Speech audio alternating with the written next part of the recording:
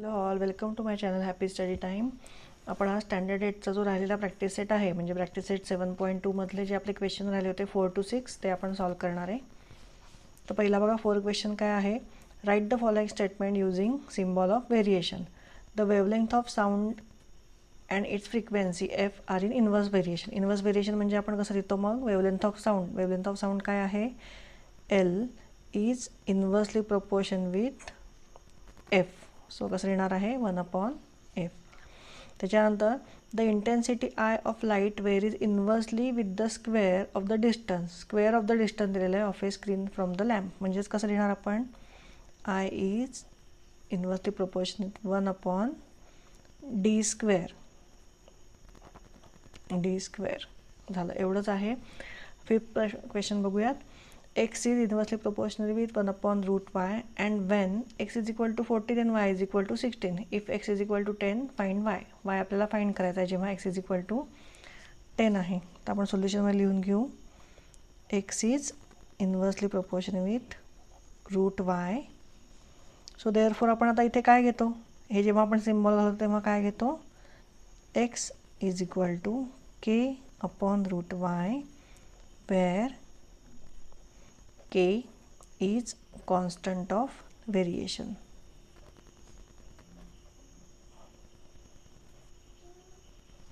Therefore x into √y is equal to k. ठीक आहे, इथपर्यंत मिळाले आपल्याला. आता काय करायचं आहे, या व्हॅल्यूज आपल्याला सबस्टिट्यूट करायच्या ह्याच्यामध्ये. सो आपण काय लिहिणार, सबस्टिट्यूटिंग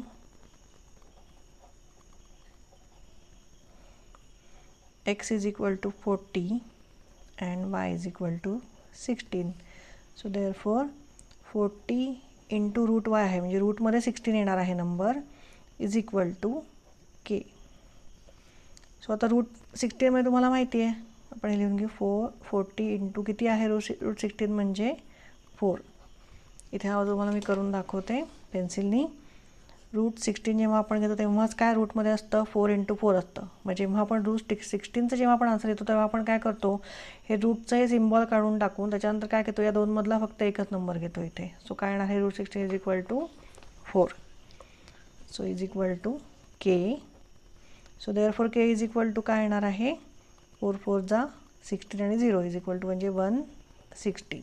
हे आलं आपलं k, कॉन्स्टंट ऑफ व्हेरिएशन. आता आपली इक्वेशन तयार होईल. इक्वेशन काय तयार होईल आपली, so the equation of variation is, therefore the equation of variation is x into काय आहे, √y. हे कन्फ्यूज नका, हा x असा आहे, इंटू आहे, इज इक्वल टू 160. आता मग काय आपल्याला दिलेलं आहे की x जेव्हा 10 आहे तेव्हा y किती आहे तो फाइंड करायचा आहे आपल्याला. सो आपण लिहून घेऊ, substituting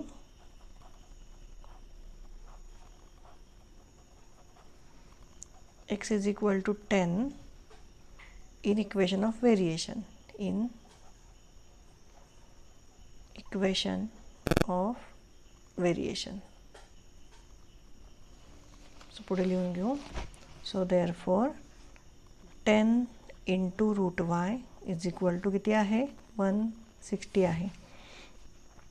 so therefore √y is equal to 160/10. बरोबर, 10 इथे मल्टिप्लिकेशनमध्ये आहे, इकडे गेल्यावर काय होणार आहे, डिव्हिजनमध्ये. सो हे 0 0 गेलं, म्हणजेच काय मिळालं आपल्याला, therefore √y is equal to 16. मग आता आपल्याला y फाइंड करायचा आहे. तर y फाइंड करायचा म्हणजेच काय करायचं, स्क्वेअरिंग बोथ साइड्स असं लिहून घ्या इथे. So therefore squaring both sides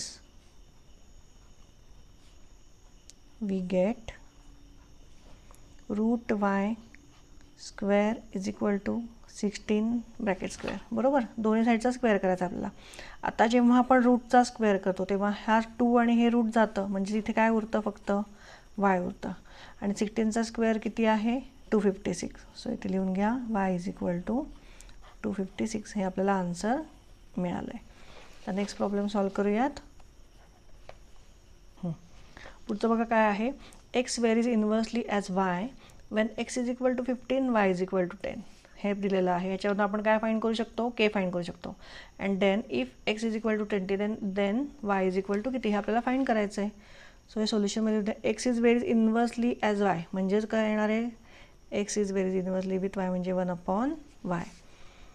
so therefore x is equal to k upon y, where k is a constant of variation. Constant of variation. म्हणजे आपलं इक्वेशन काय राहणार आहे, therefore x into y is equal to k. So आता इथे आपण value substitute करूयात. काय आहे, x is equal to 15 and y is equal to 10. So substituting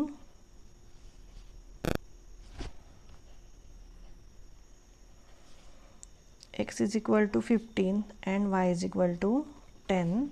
So therefore काय येणार आहे, 15 into 10 is equal to k. So therefore k is equal to काय मिळालं आहे आपल्याला, 150. ठीक आहे, हे k मिळालं आपल्याला. आता आपण इक्वेशन ऑफ व्हेरिएशन आपली काय तयार होते, the equation of variation is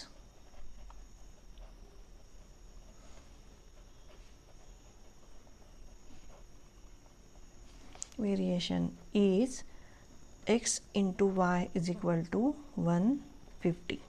so आता इथे आपल्याला काय फाइंड करायचं आहे, x 20 दिलेला आहे, y फाइंड करायचं आहे. So now when x is equal to 20 y is equal to how much. So therefore काय करायचं आपल्याला इथे, 20 into y is equal to 150. हे आपलं इक्वेशन आहे, equation of variation. So therefore y is equal to 150 upon किती येणार आहे, 20 इकडे गेल्यावर काय होणार आहे, डिव्हिजनमध्ये. सो हे 0 0 गेलं, इज इक्वल टू काय राहतं आहे, 15/2. सो इथे 2ने आपण 15ला डिवाइड करूयात. 2 1 जा 2, 2 7 जा 14. इथे 1 राहिला आहे, मग पॉईंट देऊन त्या 1वर 0 घेतल्यावर किती येणार आहे, 2 5 जा 10. सो 7.5. हे तुम्हाला असं येत नसेल तर तुम्ही सरळ नॉर्मल डिव्हिजन करून बघा. इथे 15 आणि 2, 2 7 जा 14, इथे 1 राहतो, मग इथे आपण पॉईंट घेऊ, इथे काय घेतो, 0. सो 2 5 जा 10. सो हे 0 0 येतं. सो 7.5 आन्सर आहे. सो देअरफॉर इथे लिहून घ्या, y इज इक्वल टू 7.5. इथे आपला प्रॅक्टिस सेट 7.2 कंप्लीट झालेला आहे. तुम्ही याची स्वतःहून सोडवायची प्रॅक्टिस करा. एकदा हवं तर व्हिडिओ तेव्हा पॉज करत जा आणि मग सॉल्व करत जा आणि मग बघत जा की आपला आन्सर काय आलेलं आहे, आपल्या स्टेप्स बरोबर आहेत का, आन्सर बरोबर आहे का. ठीक आहे, तुम्हाला माझा व्हिडिओ आवडला असेल, शिकवलेलं समजत असेल तर नक्की लाईक आणि सबस्क्राईब करा. थँक्यू.